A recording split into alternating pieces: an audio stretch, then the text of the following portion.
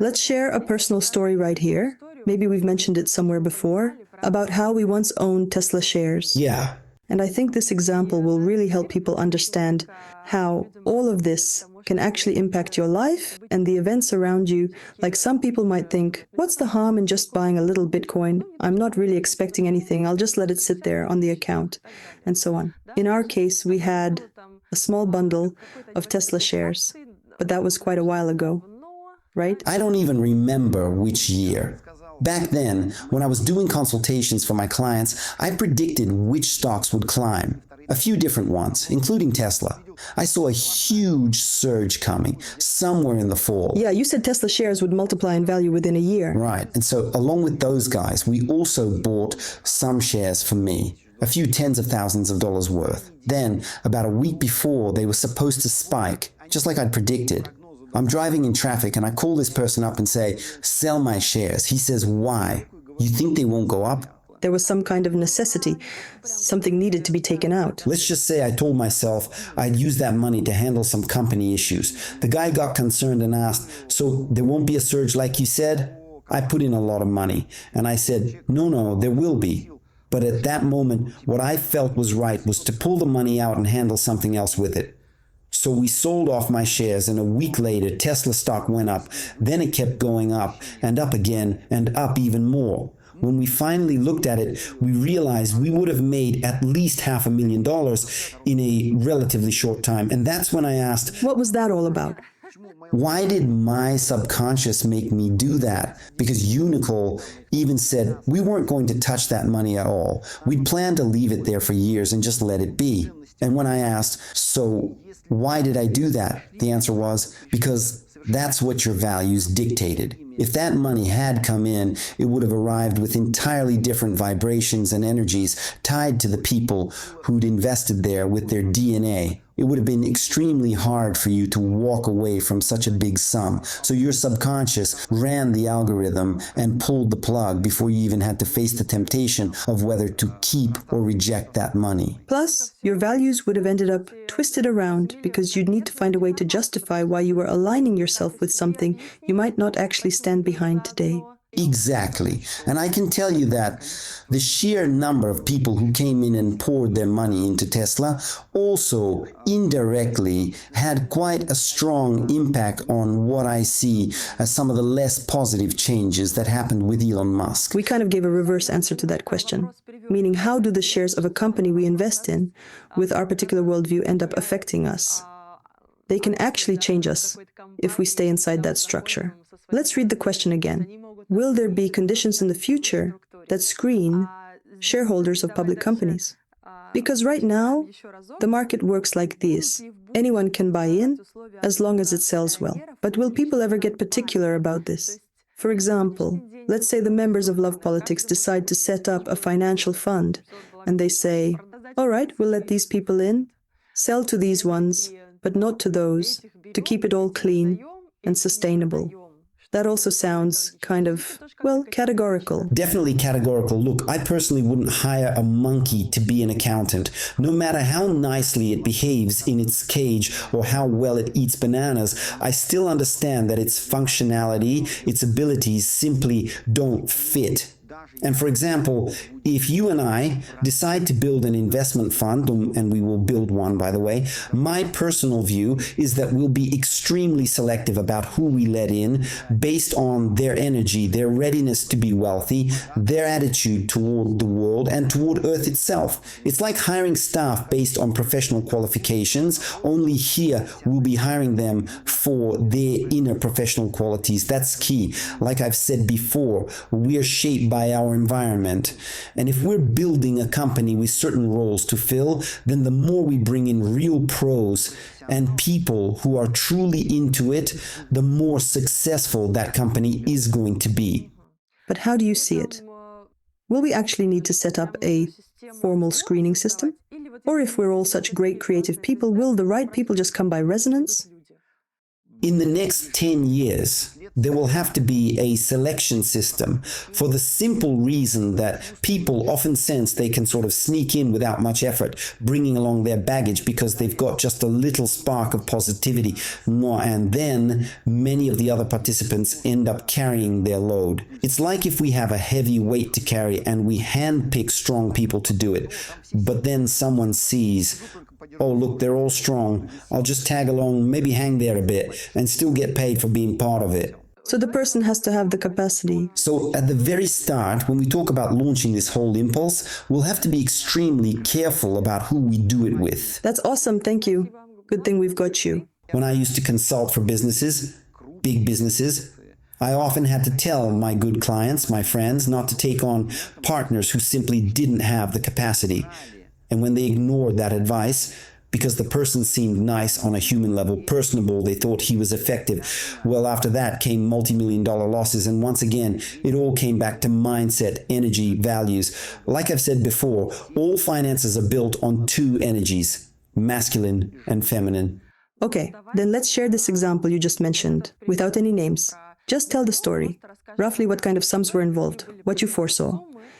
So the partners took the company to IPO and sold their shares of their own for about company. $100,000. Well, around 100,000. Actually, no. Oh, right, 100 million. Yeah, almost 100 million. Yeah, nearly $100 million, even though you told them about a year before they went public. That if they removed this one person who didn't have the capacity for it because he was doing something that wasn't really his calling, and if he'd moved into another business where he actually did have interest and drive, he could have still earned pretty good money there, just not at the level they could have achieved, but because of their inertia and because of his greed. Because of basic human stuff? And because of his lack of inner backbone, his inability to let go of guilt, debt, pity, and a whole range of qualities that drag things down.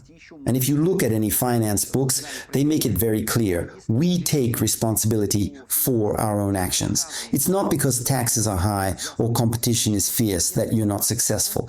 You're not successful because you didn't account for taxes or the competition. You hired the wrong people and took the wrong actions.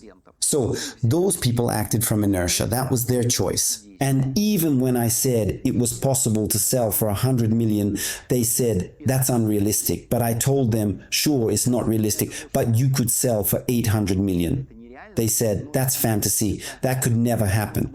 And I said, it's possible if you remove this one shareholder because his level, his financial capacity is limited. His mindset of negativity, his way of creating conditions that dragged the company down, and every decision that meant growth felt painful for him because he simply wasn't willing to grow. I'll just jump right to the outcome because a year after selling for $100 million, those venture investors who bought the company were planning to put it back on the market for exactly those $800 million you talked about, the number that had seemed so hard to believe. But at the same time, that very partner you said was dragging things down, the one whose metrics held the company back from reaching that level. He was actually generated by their subconscious as a kind of limiting factor until they changed certain aspects of their own character.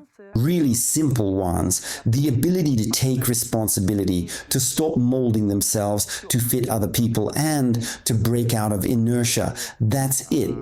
Remember when we were consulting that businesswoman, we'll keep it anonymous? She came up to me during one of my trainings and said, my business partner is asking me to pull my dividends out of the company.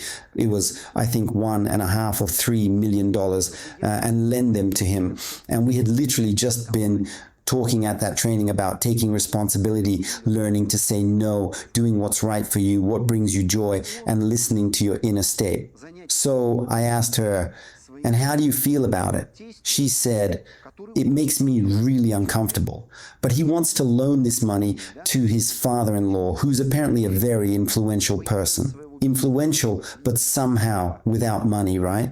And for some reason, he decided to use his business partner, this woman, to pull out her money and lend it to him. And I told her, this is exactly your defining moment. Either you're going to keep growing or you're going to start slipping. And there was also... I said, you need to find the strength to tell him no and be able to back it up. Her fear of his father-in-law's status really had her paralyzed. But after taking a deep breath, she called her partner and said, "If you need money, take out your own share, pay the taxes, and give it to him. I'm not doing that." And he answered with something that completely caught her off guard. "All right." From that moment on, when she went into negotiations with big companies, and before she would always just accept their terms, she started saying, "No, that doesn't work for me, and I want a 15% discount because you've padded this way too much." And she discovered they actually agreed to her terms. When she started doing that everywhere, her business level shot up, not because she was squeezing out better percentages, but because she was finally showing some backbone. Because she genuinely felt it was over the top. I'd say she was acting from her instincts. And when your instincts are engaged, but you're still constantly adjusting yourself to others, you're going to sink fast. But others have nothing but greed. All they see is the money. Like that old joke about the chicken. How much does it cost? $1 million. Is it that amazing, wonderful, extraordinary? Does it give you so much life energy that you eat it and become young and beautiful? No. We just need the money. Same thing here. There are people who truly feel and act from that feeling. And there are those who aggressively capture the market, crush their competitors, jack up prices way beyond the actual service, and give no alternatives. Those people set their own trap, and before long, they see their businesses collapse completely.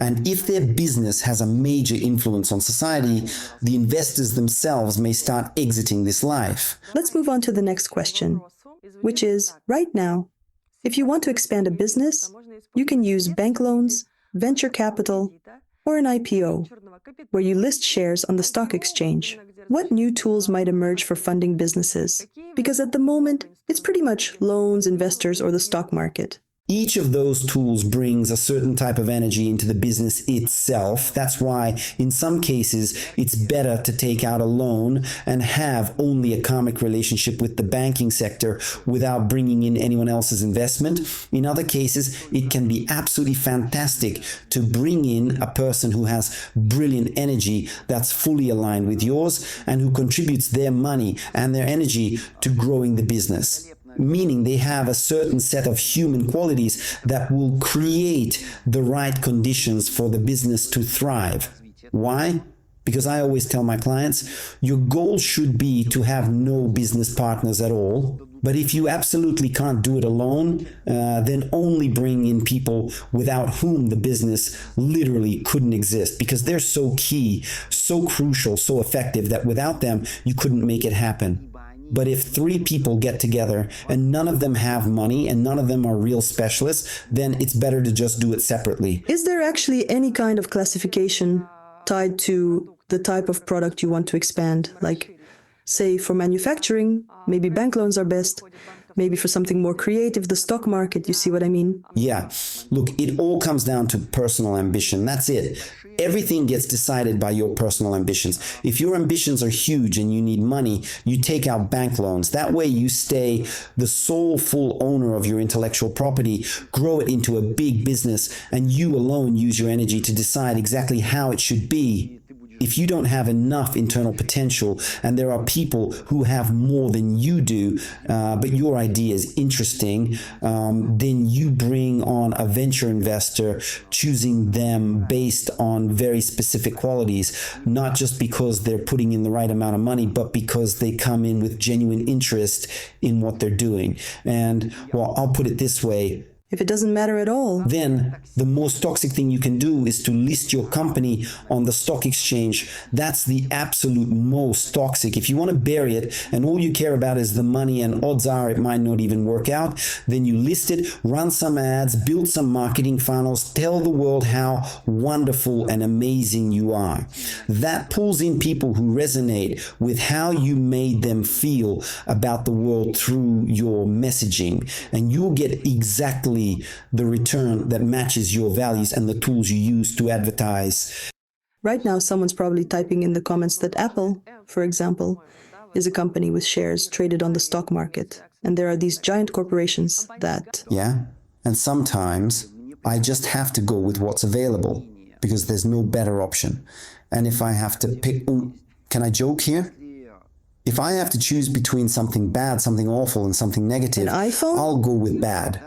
Meaning, I'll still pick the option that's, well, overall better. For example, I'm still not going to pick Samsung, even if on the surface, people without much sensitivity might say it's a good product, because Android operates on a kind of logic that doesn't really feel human. Well, Samsung is also on the stock market, I think. They are, yeah, exactly. That's why, if I were buying stocks there, I'd still choose based on my preferences, like Coca-Cola, which I sometimes drink and I like it, or say a distillery, which doesn't interest me at all, even if it might be more profitable. So the point is, you've got to understand that when they list their shares on the market, you also look at the founders and the board of directors. And I wish Apple would actually use its money more meaningfully, because the amount, and I'll use figurative language here, of cash they have just sitting around in the trillions, not being put anywhere because of the limited worldview of Apple's major shareholders